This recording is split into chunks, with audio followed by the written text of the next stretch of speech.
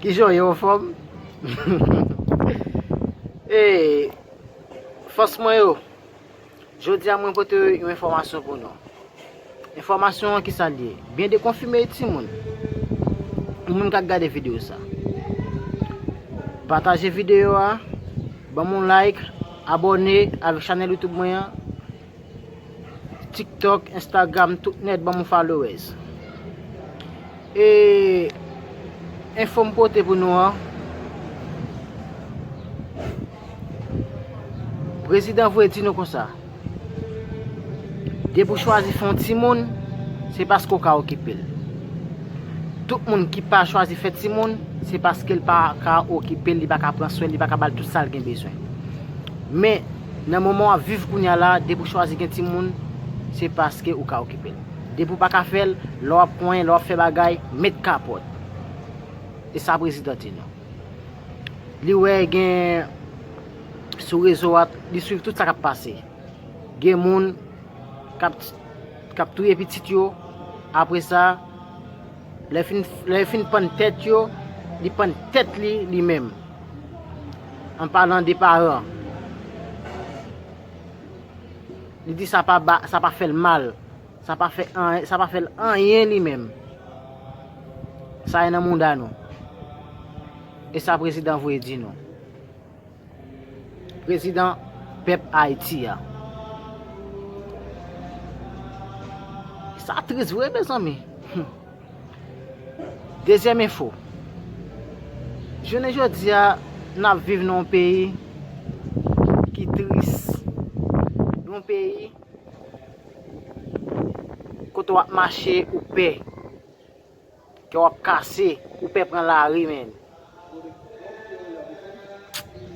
Shit, sa do nan pe lwe. Wap mache nan pe yo ki wap kase ou pe sorti. E président vwe di nou kon sa. Nap ban nou paket chay pou pote sou dol. Nap lagon un paket dosye sou dol. Nap jorel fè tout bagay. Paket betiz. Président di sa pa fè kel kase.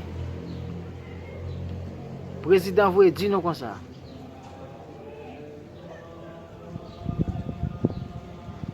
Polisye nou we ki tombe nan vilaj yo, li pat voye yo nan misyon pou li.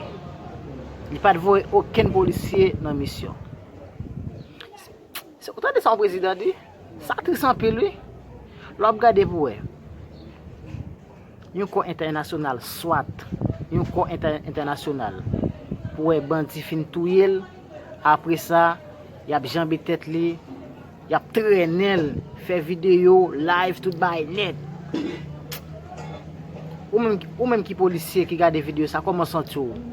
Ou même ka viv Haïti, ki gade video sa, koman santi ou? Pou gade polisye, pou nan viv nan peyi, polisye pa ge yo ken respect. Yap maltrete polisye, sa trik san pil. Président di, li pa responsable chay za yo. Président di, yon sel bagay li konen li men, sel avek la meya li an a fe.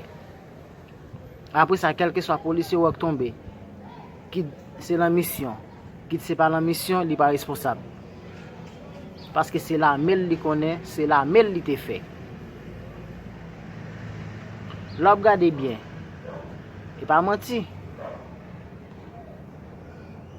Ouwe, ki sa nou ek jem fet? Nou e gen ek fet. Ouwe le swat la fin tombe, le polisyo fin tombe ya.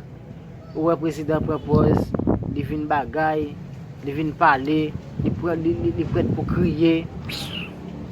Mwen chakon nou tande, may kap mette tande.